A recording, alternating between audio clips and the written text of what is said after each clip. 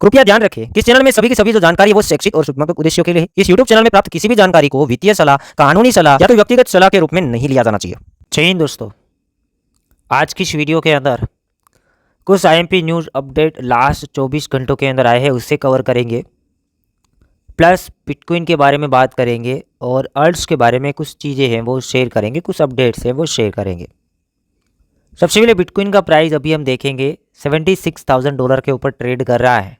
कल के दिन हमने सोचा था कि बड़ा मैनिपुलेशन होगा, बड़ा पंपिंग एंड डंपिंग होगा, बट ऐसा बिल्कुल भी नहीं हुआ। अमेरिका की तरफ से न्यूज़ अपडेट आया, रेट का न्यूज़ आया, मार्केट के अंदर बड़े मूवमेंट नहीं आए हैं। तो क्या ये मूवमेंट आगे आ सकते या नहीं आ सकते हैं? कल का जो न्यूज़ अपडेट आया था, क्या उसका इफेक्ट हम मार्केट के अंदर देखेंगे? तो बिल्कुल दोस्तों देखेंगे। थोड़ा यहाँ पे अगेन टाइमिंग लग सकता है, कभी कभी एफओएमसी की मीटिंग के टाइम पे इफेक्ट तुरंत नहीं आता है, क्योंकि यूजर्स कल सोच रहे थे कि तुरंत अफेक्ट आएगा और आना भी चाहिए था। 3-4 हज़ार डॉलर पंप डंप होना चाहिए था, बट इस बार वेल ने ऐसा गेम नहीं किया। शायद वेल को मालूम होगा कि अब रिटेल इन्वेस्टर जानते हैं, तो थोड़ा अलग डिफरेंट तरीके से इस बार मैनिपुलेशन यहाँ पे करेंगे। न्यूज़ का जो इफेक्ट आना है वो लाएंगे। आगे एनालिसिस करने से पहले एक बार न्यूज़ को कवर करते हैं, फिर बिटकॉइन को आगे क्या हम देख रहे हैं, जो कि सेम एनालिसिस है। कल ही लाइव के अंदर भी बात कर दी थी, कल लाइव सेशन हमने किया था और आगे हम लाइव प्लानिंग कर रहे हैं, डेली लाइव का प्लानिंग कर रहे हैं, ठीक है, करेंगे ही। न्यूज़ को देखते हैं। कल के दिन एफओएमसी की मीटिंग के अंदर अमेरिका की तरफ से डिसीजन आया, 25 बेसिस पॉइंट रेट को अगेन कट किया, क्योंकि जो बड़े बड़े एक्सपर्ट सोच रहे थे। कल की वीडियो के अंदर, परसों की वीडियो के अंदर बात की थी कि इस बार यूजर्स सोच रहे हैं कि 25 बेसिस पॉइंट तक रेट को काटा जाए। अगर जो सोच रहे हैं वही होता है तो मार्केट स्टेबिलिटी दिखाता है। तो देखिए कल ज़्यादा स्टेबिलिटी दिखा दिया, वरना $3,000 पंप एंड डंप दोनों साइड होना था, क्योंकि जो सोच रहे वो हुआ है। तो अगर जो सोच रहे नहीं भी होता तो भी दोनों साइड एसएल हंटिंग होता है। अगर उम्मीद से अच्छा आता है तो भी दोनों साइड एसएल हंटिंग मार्केट करवाता है, फिर असली दिशा पकड़ता है। अगर जो सोच रहे वो आता है तो भी दोनों साइड एसएल हंटिंग होता है। कोई भी न्यूज़ आए एसएल हंटिंग होता है। तो अभी देखेंगे ऊपर के एसएल हंटिंग हो चुके हैं ऑलरेडी, नीचे के बाकी है, वो हम देखते हैं होता है या नहीं होता है। ये पहला न्यूज़ अपडेट हो जाता है। सेकंड हम बात करेंगे, कल के दिन फेडरल रिजर्व के जो चेयरमैन जेरम पावेल जी है, ये चेयरमैन है, फेड के चेयरमैन है, उसने कहा कि अगर डोनाल्ड ट्रंप इससे रिज़ाइन करने को कहें तो भी ये नहीं करेंगे। नए प्रेसिडेंट अब जो इलेक्शन में विन किए हैं डोनाल्ड ट्रंप, अगर वो जेरम पावेल जी को कह देते हैं कि आप रिज़ाइन कर लो, रिज़ाइन करने को बोलेंगे तो भी ये रिज़ाइन नहीं करेंगे, आगे कंटिन्यूसली काम करेंगे, ऐसा यहाँ पर जेरम पावेल है उसने कहा है।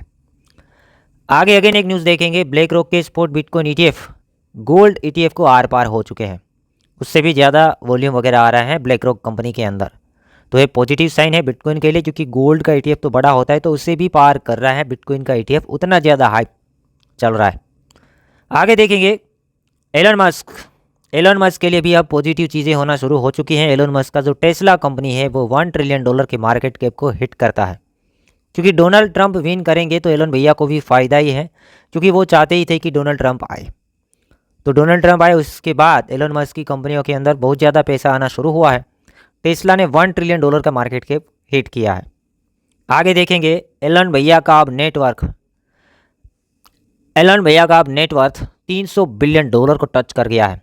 दुनिया के सबसे धनवान आदमी तो यही है, बट हाईएस्ट आंकड़ा बना दिया, $300 बिलियन का आंकड़ा टच हो चुका है।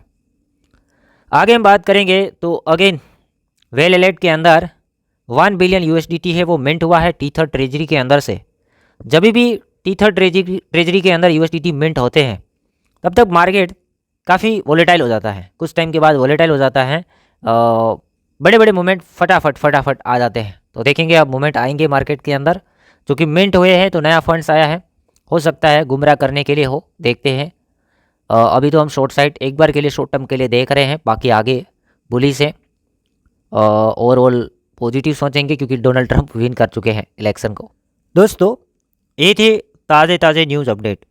बीटीसी का आगे देखेंगे तो लॉन्ग्स जो किए थे यूज़र्स ने, उसने प्रॉफिट बनाया है, ठीक है, शॉर्ट्स किए हैं, उसके एसएल हंटिंग हुए हैं, मतलब कल की बात नहीं है, परसों की बात नहीं, उससे पहले की बात है। उससे पहले जो मूवमेंट आया था ऑलमोस्ट शॉर्ट वालों के एसएल हंटिंग की मार्केट है वो करवा चुका है।